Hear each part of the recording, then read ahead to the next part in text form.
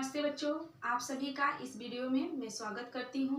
आज हम कक्षा 8वीं की पाठ्य पुस्तक हिंदी का पहला चैप्टर हे मातृभूमि के बारे में अध्ययन करेंगे। तो देखो बच्चों, इस कविता में प्रसिद्ध क्रांतिकारी महान स्वतंत्रता सेनानी कवि रामप्रसाद बिस्मिल जी ने अपने मातृभूमि के प्रति अपनी भावनाओं को व्यक्त करते हैं और वह खुशी खुशी देश सेवा के लिए पूरा जीवन न्यौछावर कर देने की जो उनके अंदर कामना है, जो इच्छा है, जो लालसा है, उसको इस कविता के माध्यम से वह व्यक्त करते हैं। तो चलो बच्चों, सबसे पहले यह कविता हे मातृभूमि का हम गायन करते हैं, फिर उसके बाद उसके कठिन शब्दों और उसके भाव को समझते हैं। तो यहाँ पे आप व्हाइट बोर्ड पे ध्यान दीजिए। पाठ पहला, हे मातृभूमि। देखिए, हे मातृभूमि तेरे चरणों में शीस नवाऊं, मैं भक्ति भेंट अपनी तेरे शरण में लाऊं। हे मातृभूमि तेरे चरणों में शीस नवाऊं, मैं भक्ति भेंट अपनी तेरे शरण में लाऊं। माथे पे तू हो चंदन, छाती पर तू हो माला, माथे पे तू हो चंदन, छाती पे तू हो माला, जिह्वा पर गीत तू हो मेरा, तेरा ही नाम गाऊं।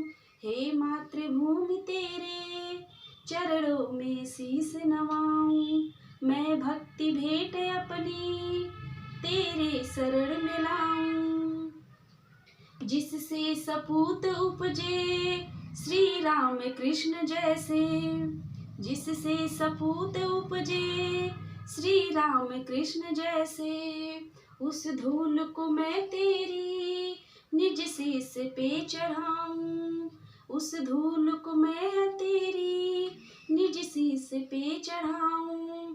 हे मातृभूमि तेरे चरणों में शीस नवाऊं, मैं भक्ति भेंट अपनी तेरे शरण में लाऊं। माई समुद्र जिसकी पतरज को नित धोकर, माई समुद्र जिसकी पतरज को निज धोकर, करता प्रणाम मैं, करता प्रणाम तुझको मैं वे चरण दबाऊं। हे मातृभूमि तेरे चरणों में शीस नवाऊं, मैं भक्ति भेंट अपनी तेरे शरण में लाऊं। सेवा में तेरी माता मैं भेद भाव तज कर, सेवा में तेरी माता मैं भेद भाव तज कर, वह पुण्य नाम तेरा प्रतिदिन सुनूं सुनाऊं। सेवा में तेरी माता मैं भेद भाव तज कर, वह पुण्य नाम तेरा प्रतिदिन सुनूं सुनाऊं। हे मातृभूमि तेरे चरणों में शीस नवाऊं, मैं भक्ति भेंट अपनी तेरे शरण में लाऊं। तेरे ही काम आऊं, तेरे ही मंत्र गाऊं, तेरे ही काम आऊं, तेरा ही मंत्र गाऊं। मन और देह तुझ पर बलिदान मैं जाऊं, मन और देह तुझ पर बलिदान मैं जाऊं। हे मातृभूमि तेरे चरणों में शीस नवाऊं, मैं भक्ति भेंट अपनी तेरे शरण में लाऊं। देखो बच्चों, सबसे पहले हम कविता का गायन किए। अब चलते हैं इस कविता के भाव को और उसके कठिन शब्दों को समझते हैं। पहला पाठ है बच्चों, हे मातृभूमि। इसके कवि का नाम है रामप्रसाद बिस्मिल। तो चलते हैं रामप्रसाद बिस्मिल जी का हम परिचय देखते हैं। इनका जन्म कहाँ हुआ? जन्म 1897 में शाहजहांपुर उत्तर प्रदेश। मृत्यु कब हुई? 1927। और कहाँ पे हुआ? गोरखपुर उत्तर प्रदेश में। परिचय देखते हैं। रामप्रसाद बिस्मिल भारत के महान स्वतंत्रता सेनानी ही नहीं बल्कि उच्च कोटि के कवि, अनुवादक, बहुभाषाविद व साहित्यकार भी थे। आपने देश की आज़ादी के लिए अपने प्राणों की आहुति दे दी। सरफरोशी की तमन्ना आपकी प्रसिद्ध रचना है। बिस्मिल उपनाम के अतिरिक्त आप राम और अज्ञात के नाम से भी लेख व कविताएं लिखते हैं। इनकी प्रमुख कृतियां हैं मन की लहर, आत्मकथा और आदि। तो देखो बच्चों, सबसे पहले इस कविता में इन्होंने क्या कहा है। देखो, प्रस्तुत कविता में क्रांतिकारी एवं स्वतंत्रता सेनानी, जैसे कि हम जानते हैं राम प्रसाद बिस्मिल एक स्वतंत्रता सेनानी हैं, जिन्हें मातृभूमि के प्रति अपने प्रेम एवं भक्ति भाव को व्यक्त किया है। यहाँ आपने मातृभूमि की सेवा करने और देश हित में निछावर हो जाने की लालसा को व्यक्त किया है। अब देखो बच्चों, सबसे पहले ये पहला पंक्ति है, यहाँ पे देखें, हे मातृभूमि तेरे चरणों में शीश नवाऊं, मैं भक्ति भेंट अपनी तेरी शरण में लाऊं। अब देखो, चरण मतलब क्या होता है, पैर, शीश मतलब सिर, और नवाना का यहाँ पे नवाओ जो लिखा है, नवाना का क्या अर्थ होता है बच्चों, झुकाना। और यहाँ पे दिया है भक्ति भेंट, भेंट यानी उपहार, जो हम किसी को गिफ्ट देते हैं। शीश यानी सिर, नवाओ मतलब झुकाना, भेंट यानी उपहार। और यहाँ पे मैं इसके शब्द के अर्थ लिख रही हूँ, ध्यान से देखिए। न वा ना, नवाना का मतलब होता है झुकाना। फिर है शीश, शीश का यानी होता है सिर। भेंट यानी उपहार, जो हम किसी को कोई उपहार देते हैं, गिफ्ट देते हैं, उसको हम भेंट को क्या कहते हैं बच्चों, उपहार। अब देखिए पहला पंक्ति का क्या भाव है। प्रस्तुत पंक्ति में कवि कहते हैं, हे मातृभूमि मैं तेरे चरणों में अपना शीश झुकाता हूँ। हे मातृभूमि मैं तेरे चरणों में अपना सिर झुकाता हूँ। मैं अपनी भक्ति रूपी भेंट लेकर तेरी शरण में आना चाहता हूँ।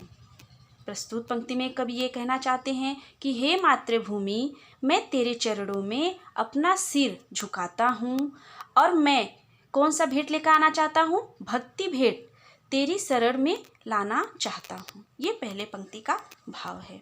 और दूसरा देखिए, माथे पे तू हो चंदन, छाती पर तू हो माला, जिह्वा पे गीत तू हो मेरा, तेरा ही नाम गाऊं। दूसरे पंक्ति में कवि कहते हैं, माँ मेरे मस्तक पर तू ही चंदन के समान विराजित हो। कवि कहते हैं माँ, देखो माथे पर, माथे यानी माथा, और चंदन के समान तू ही विराजित हो, और तू ही मेरे हृदय पर माला के समान सुशोभित हो। माँ तेरी जिह्वा पर, जिह्वा देखो यहाँ पे दिया, तेरी जिह्वा मेरी, मतलब हे माँ मेरे जिह्वा पर केवल तेरा ही नाम हो, और मैं सदा तेरा ही गुणगान गाऊं। कवि कहते हैं कि हे माँ मेरे माथे मस्तक पर, माथे यानी मस्तक, और मेरे माथे पर चंदन के समान तू ही विराजित हो, और मेरी छाती पर, मतलब मेरे हृदय पर, छाती का मतलब होता है हृदय, मेरे हृदय पर माला के समान हमेशा सुशोभित हो। माँ मेरे जिह्वा पर हमेशा तेरा ही नाम हो, और मैं सदा तेरा ही गुणगान गाता रहूं। कवि कहते हैं। तो यहाँ पे जो कठिन शब्द दिया है इसके अर्थ देखो, जिह्वा यानी बच्चों जीव, देखिए यहाँ पे जिह्वा, जिह्वा का क्या अर्थ होता है, जीव।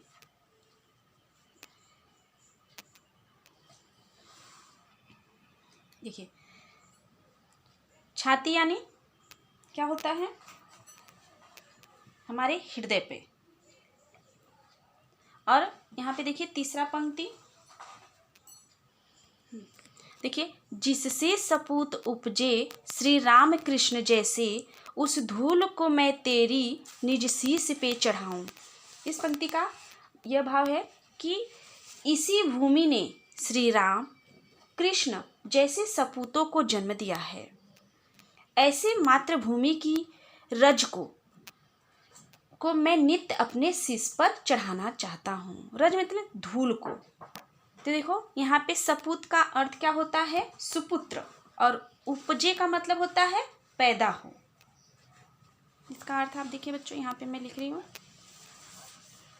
सपूत।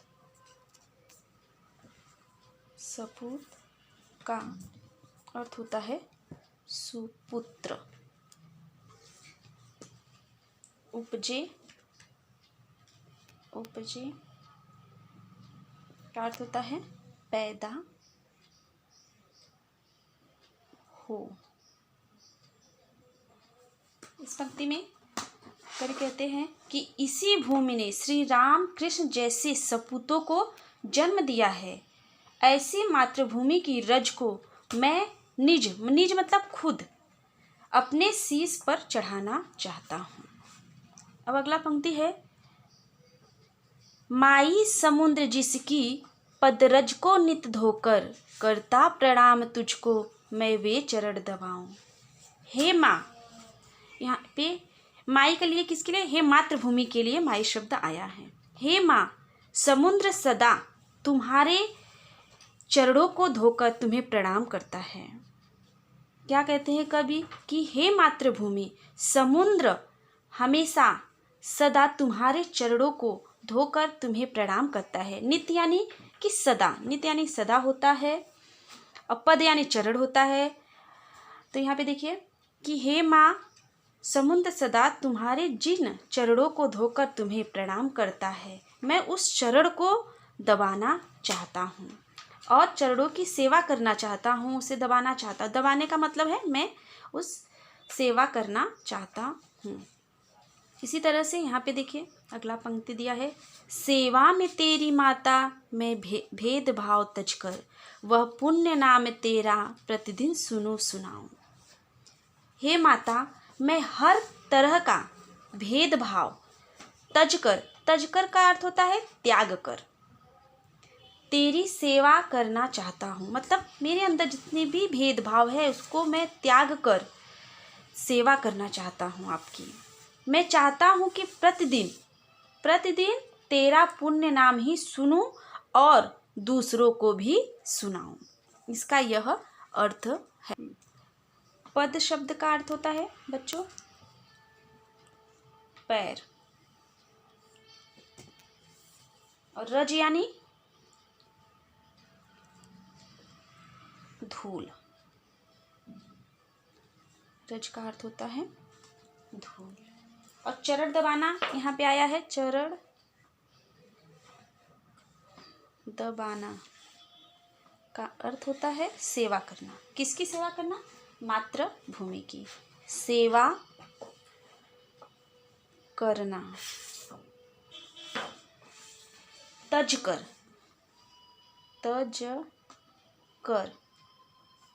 कर यानी त्याग कर।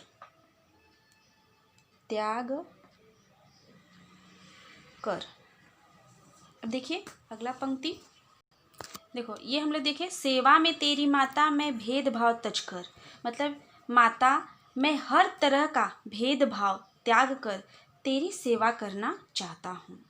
मैं चाहता हूँ कि प्रतिदिन तेरा पुण्य नाम सुनूं और दूसरों को भी सुनाऊं। इसी तरह से अगला पंक्ति देखिए, तेरे ही काम आऊं, तेरा ही मंत्र गाऊं, मन और देह तुझ पर बलिदान में जाऊं। देखो इस पंक्ति में कवि कहते हैं कि मैं मंत्र के रूप में तेरा ही नाम जपता रहूं, जिस भी रूप में हो सके मैं तेरे लिए समर्पित हूँ। मतलब हर तरह से मैं पूर्ण रूप से तुम्हारे लिए समर्पित रहूँ। मैं अपना तन, यहाँ पे लिखा है मन, देखो देह मतलब तन होता है, देखो मन और देह तुम पर बलिदान में जाऊँ, मतलब मैं अपना तन और मन तेरे लिए बलिदान कर दूँ। ऐसे कवि मातृभूमि के प्रति अपनी इच्छाओं को इस कविता के माध्यम से व्यक्त करते हैं। तो यहाँ पे देखिए बलिदान का अर्थ क्या होता है। बलिदान, बलिदान, बलिदान मतलब निछावर, निछावर। देह यानी होता है शरीर या तन, देह,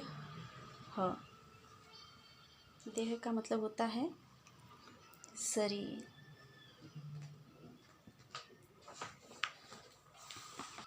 देखो बच्चों, अब इस कविता पर आधारित कुछ प्रश्न व्हाइट बोर्ड पे दिए गए हैं। तो चलिए इस कविता पे आधारित जितने भी प्रश्न हैं उसके उत्तर हम इस कविता में ढूंढकर लिखते हैं। देखो बच्चों, यहाँ पे कुछ प्रश्न दिए गए हैं जिसका उत्तर आपको कविता में से ढूंढकर लिखना है। तो ऐसे ही आपको कविता के कुछ पंक्तियाँ एग्जाम में भी आते हैं। उस पद्यांश में से आपको प्रश्न ढूंढने के लिए आता है। तो यहाँ पे देखिए प्रश्न दिया गया है, एक शब्द में उत्तर लिखो। पहला प्रश्न है, कवि की जिह्वा पर इसके गीत हो। अब देखो इसका उत्तर हमें इसमें से ढूंढना है। तो देखो हमें अगर ढूंढना है तो कैसे ढूंढते हैं, कवि की जिह्वा पर किसके गीत हो, हमने पढ़ा उसके भाव को समझा।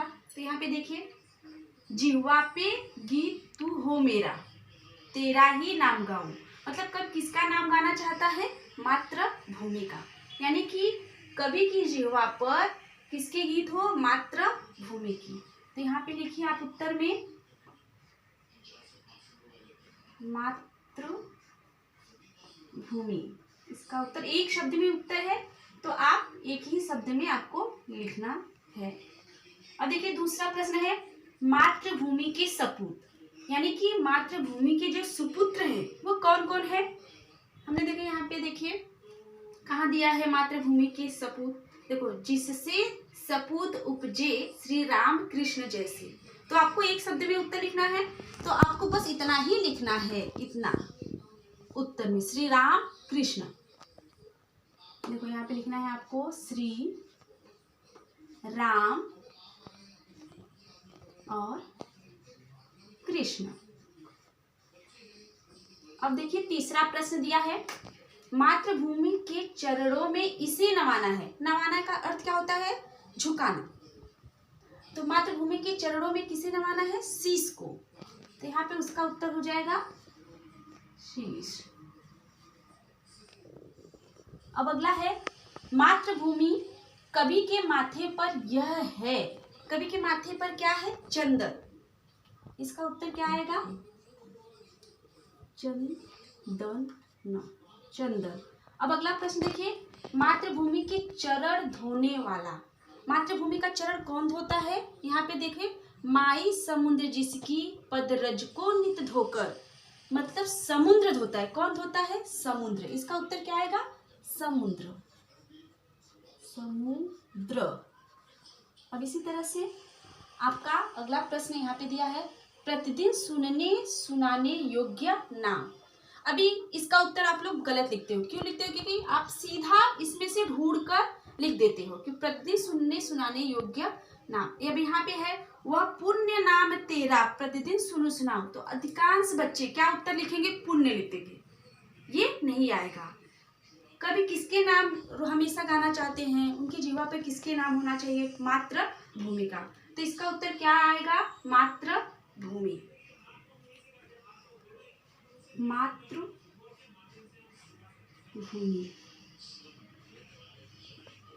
अब इसी तरह से अगला प्रश्न आता है कविता में से ही कि मातृभूमि की विशेषताएं। पहला विशेषता लिखना है बच्चों हमें मातृभूमि की।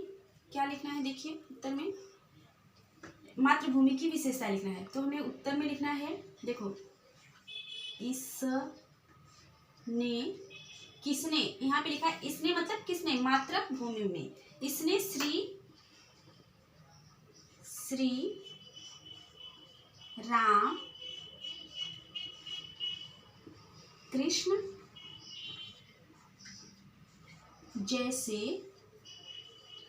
श्री राम कृष्ण जैसे, देखो यहाँ पे लिखा है ना, श्री राम कृष्ण, किधर लिखा है यहाँ पे, श्री राम कृष्ण जैसे सपूतों को जन्म दिया है। मतलब इसने श्री राम कृष्ण जैसे सपूतों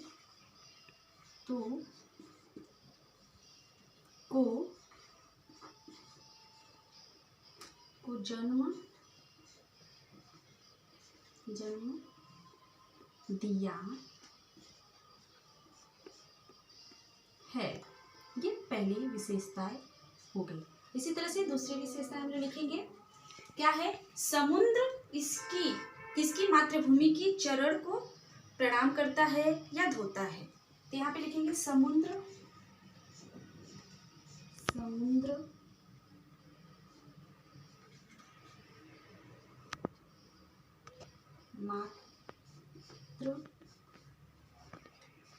मातृभूमि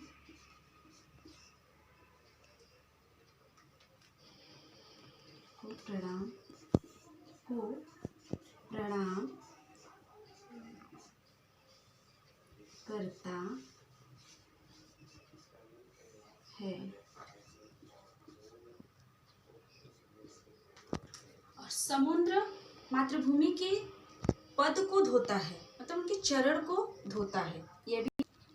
तीसरा है समुद्र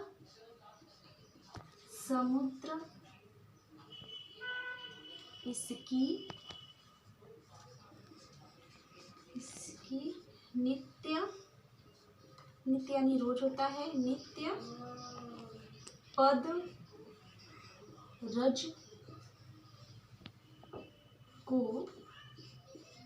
धोता है। और एक विशेषता और हम लिख सकते हैं कि मातृभूमि का पुण्य नाम है। हम लिखेंगे मातृभूमि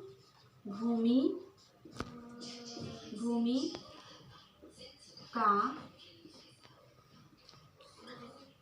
यहाँ पे दिया है ना कि मातृभूमि का पुण्य नाम, यहाँ पे दिया पुण्य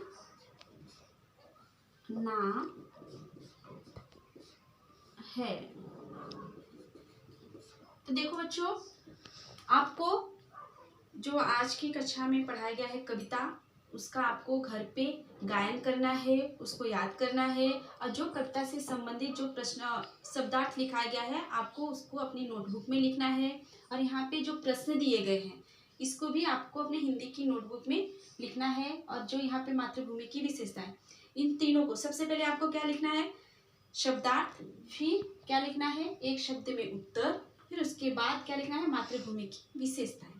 आपको हिंदी की नोटबुक में लिखना है। लिख करके आपको शुक्रवार और शनिवार को अपने ग्रुप में भेजना है।